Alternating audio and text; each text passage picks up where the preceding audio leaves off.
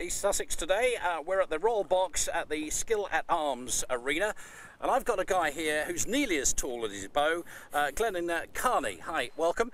Hi, first of all, that looks an impressive piece of wood there. It's a fantastic bow. How tall are you? I'm 6'2". And it is? 6'8". My goodness. Yes. And it's a fantastic piece of wood, a beautiful, simple design, and that's obviously as the bows were in medieval times. This bow is a replica of the bows they found on the Mary Rose. It's made of Italian mountain yew, which was the preferred wood in the medieval period. Italian, Spanish or Portuguese yew.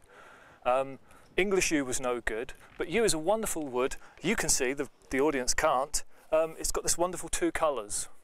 On the back of the bow here is this white creamy wood. This is the sapwood. This is very, very strong when it's being pulled in tension. The belly wood is dead but resists compression. So you've got one side that resists compression, one tension. It forms a natural spring. Now they've known about the properties of this bow for at least 6,000 years. Certainly Ötzi the Iceman in Austria had a bow very, very similar to this. So there's nothing new in the world of bows, is there? Absolutely not. No, they'd sorted it out a long time before we came along. I was just having a try just now, I couldn't resist it, and the tension on the string is phenomenal. Yes, at full draw, this one draws 133 pounds. When I draw it, maybe 138 pounds. That's enough to throw an arrow like this, which is a quarter-pound arrow, right, at least 240 yards. Crikey. So we'll be demonstrating that this weekend. We'll be out on the battlefield, being very careful not to put it through the windows of the house, actually. Well, it's a bit close. Putting things through. Saffron just had on the chainmail, and we were just talking with Martin about the power of arrows going through the chainmail, and they had to design.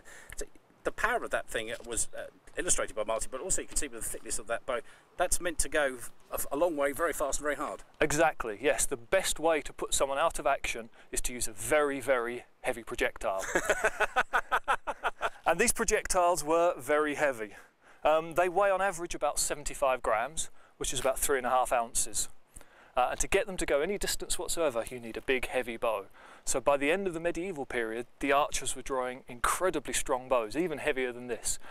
The world record at the moment is 200 pounds, which is almost twice the weight of this Incredible. one. Yes. Because when you look at it, it's just a beautiful, simple curve of wood with a piece of string, and you think there's nothing to it. And you pick it up, and it's heavy, and the tension on the string is incredible. Oh, yes. So, do you have to do a lot of training to do archery?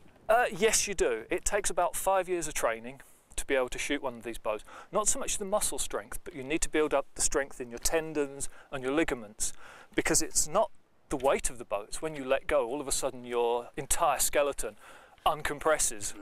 And that hurts to start with. So and that's when the arrow goes to the right instead of straight on, I would think. Wherever the arrow goes, it can hurt. So you need to build up the strength in your actual skeleton. And in fact, the archers trained from a very early age in the medieval period, as early as 7. And the skeletons they found on Mary Rose showed that the archers had overdeveloped right scapulars and overdeveloped left arms from constantly drawing the big bows. They weren't deformed, their skeletons had just adapted to take that weight. Incredible. Now, you're a member of a group called Havoc. Yes, Havoc. Havoc is unique, actually. It's a war bow display team. We're probably the only group in the world, possibly, that demonstrate the medieval war bow. All of the members of Havoc draw bows over 100 pounds draw weight. And we just demonstrate the livery or English bow as its own as a weapon of war. So there's no recreational archery, there's no target archery. So right. It's okay. Serious stuff. It's very serious stuff. We are probably unique in this festival. We are the only group using live weapons this weekend. Right, okay. So stand well back. Safety is an issue, yes. Obviously you've got that covered. I mean, of course we'll take that as read. What are you going to be doing this weekend then? Well, this weekend we're going to be doing a number of displays. We're going to be doing some displays on the battlefield. We're going to be showing the effectiveness of the arrows against different sorts of armour, against the linen armour and the chainmail that Saffron was wearing earlier, against some plate. We're going to be showing the sort of ranges that these bows could achieve, which is quite staggering if you've never seen it.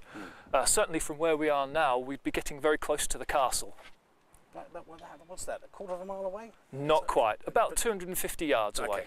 Okay. Yeah, so it's a long way. It's a long way when one of these things is dropping. A piece of wood. And you have to consider in battle, an average archer was dropping 10 of those arrows a minute. at that sort of distance. I think someone worked out that's the best part of 10 tons of arrow per minute at Agincourt was being dropped on the French armies.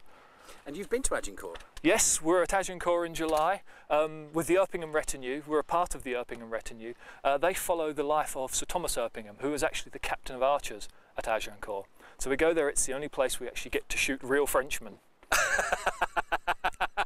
They love it. They welcome you with open arms, I'm sure. They do. The French public are fascinated by the English bow as well. Right. Yes, they love it. Now this weekend, can we? Because it's been fascinating just holding that archery, the bow, I should say. Sorry, and just looking at it. And can people get involved with your group like that? Certainly they can. We won't be doing have-a-go archery, as it were, because the simple fact that Makes you sense. cannot shoot these bows. Yeah. There is a have-a-go archery. So if you do get the bug, contact us. We've got our own website. We are www.englishwarbow.com, and that's the main site for all English warbow activities in the UK.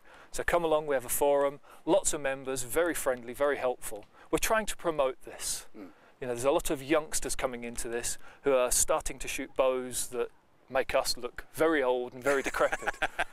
So there's a new generation coming along learning about this weapon, because this is the weapon of the English common man, really. This is it. And you find when you give a bow like this to someone, they hold on to it and it says something deep inside of them. Yeah. That you kind of have to wrestle it away. They say, I like this. Sorry, I'm not going to wrestle it away from you. You're okay. No, no. Glennan, thanks very much indeed. No problem at all. Thank you very much.